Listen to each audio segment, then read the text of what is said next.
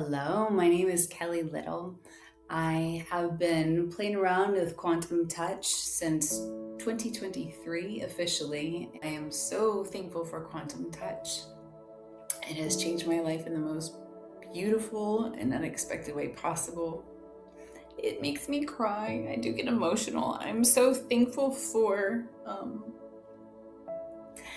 I'm thankful for my teachers and their teachers who came before them, who passed this wisdom on to us. And I am eternally grateful for the gift of healing that it has um, brought not just to me, but to my home.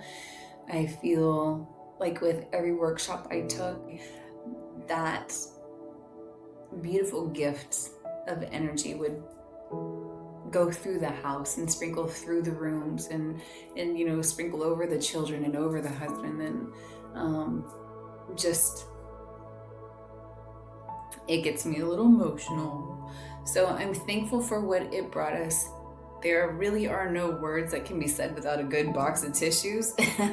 um, so I will just say I'm eternally grateful, and I would not be who I am now without it.